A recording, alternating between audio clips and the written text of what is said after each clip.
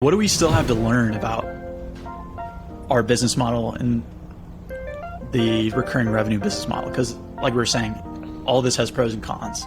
It's not one is necessarily better than the other. I think what you were alluding to early on was that like when we were doing projects and doing all these different gigs basically for companies, it was a great opportunity for us to learn and to figure out what we were good at. So like I think that was a stage of the business.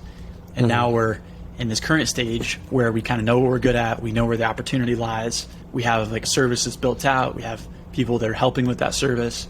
Like what do we still need to learn? Because there's a lot. Yeah. There's a lot. I mean, the major thing right now that you and I were talking about yesterday is like, you know, it's good to have this productized service where, you know, we kind of have a process and we can hire people to help us with it, but it's still, the process is like, it changes a lot, generally speaking. I don't know how it is for other businesses. I'm sure it's always changing as well, but so like still very heavily in the business. So learning to fire ourselves, and like Grant is producing all of our content for Authentic and whatnot still too. Like we need to fire him even though he's really good at it. And so that I feel like that's kind of the evolution. It's like, all right, you can productize a business and it seems like you're just like churning things out like that. But there still can be a lot of behind the scenes, like project management type work. And yeah, there's just still a lot of moving pieces. So it's almost like going from, all right, we have a productized service and we're still doing parts of it, to totally automating it or totally trusting in a team that you've trained or built to deliver the service, so you can focus on maybe some of the more higher value tasks, kind of like I'd say creating these videos type of stuff. I think that comes down to charging the right number for your service and working with the right type of clientele. So like there have been points where we've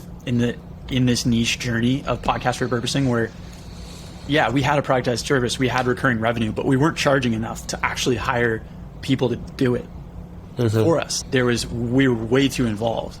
And we realized that we had to charge more basically if we're going to hire the right people. The hard part about charging more, I think the hardest part is, sure, it sounds great. Yeah, just charge more, get paid more for what you already do. But it means you have to kind of slash a certain type of client that you could work with. And early on in our journey of repurposing, we were working with a lot of solo entrepreneurs that were just launching their shows. Maybe they weren't seeing direct revenue from them yet. Maybe they didn't have a huge budget, and we weren't charging enough for them. We couldn't charge enough. But we loved working with them because I think their mindset's great and they're passionate. But at the end of the day, it just wasn't sustainable. And by raising our prices, it forced us to work with clientele that did have the budget. And therefore, and the thing with a service like ours is, if we're working with a new podcaster and they don't have an audience yet, like our service will only go so far, right? Or if they stay at tried and true and stick with it for years to come, like we're partners in helping them build that audience. But if someone already has an audience and they are launching a podcast, or maybe they've had a podcast for 5 years, they're driving revenue through it, and they plug us in with the same service, like they're getting more value out of our service because they are already kind of starting at a higher level because they have that distribution. Like they have the people already wanting their content, already consuming their content. So raising our prices basically forced us to work with people that are either launching their podcast and are really long-term oriented. Like, yes, we're dedicated, we're going to build this for years to come, we love this. Or working with like more established podcasters who have been doing it for 2 or 3 years, and they have the budget for it. They've seen the track record that it's worth doing. And just the sole act of, I think, raising our prices like helps you find clients where you're adding more value to them actually. And obviously they're able to pay you more because the budget is there and the mindset's there. So that was a big switch for us. Very hard thing to do because you have to basically say no to the smaller clients that you may love working with. But at the end of the day, there's only so efficient you can only be so efficient with a creative work like what we do. You can't automate everything fully, at least yet, and do it really well. So I mean, the way that was hard to do it now is have really great people working with you. And I mean, another hard part of the journey is just like, because we've had our hands in stuff for so long, it's just like trusting that the level of work will be to the standard we hold ourselves to. And yeah, it's hard. And a lot of that is, like you said, sometimes you have to raise prices to like find really great people that do come up to that standard and meet that standard. So that's another hard part of, because it's not the business model, but once you're growing, is the delegation process and trusting. That's kind of like, yeah, I'd say in some ways what I'm going through now, and like still like quality checking a bit to make sure everything's really, really good. And it has been good. So, but it just takes time. You like build up that trust. It's kind of like a friendship or a relationship. It's like you do the same with like the people you work with, which is interesting. Consistency over time. Yeah.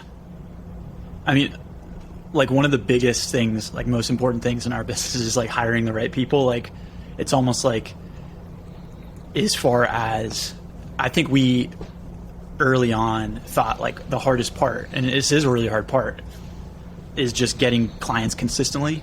But then there's a whole nother side of that, is another hard part is just finding good people to help with your work consistently, and the right people that have the specific skill set. That's really hard. And that's a sales and marketing effort of its own, trying to attract people to your company that can help you level up. So that is not easy. Something to think about, though.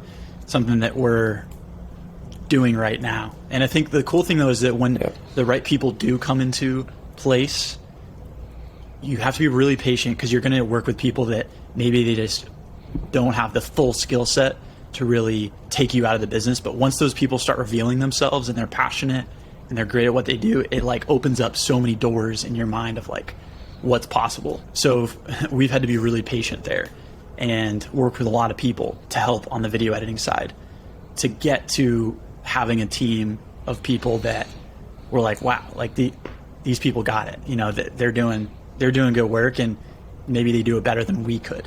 That's like the ultimate. That's a cool evolution too. It does feel like at times we're getting to a point where, wow, these editors, I mean, so many years of experience, like they're doing it better than we could at times. So it's really cool to get to that point as well, and up the quality and the deliverables. So I'm really excited about that. That's a good milestone to get towards. Try, if you can hire people that are better at certain aspects than you are, then, because I think that's been one of the hardest things with me letting go of doing some of our own production for the content we distribute to LinkedIn and to YouTube, is that like, if I want it to be as good as possible, and if I don't see someone that can maybe do it as good or better ideally, then it's really hard to let go of that. And I think that's been a big mental roadblock for me personally, but also something that once you find that person, it's like, yes, or those people, it's like, maybe this is the right time. But also, you know that saying where it's like, if you want something done perfectly, quote unquote, then just do it yourself. That's also the most limiting mindset ever, because there's only so much one human can do on a daily basis and throughout their lifetime. So, you know, you can't expect people to do things as good as you do it. But when you do find people that can do it better, pay them.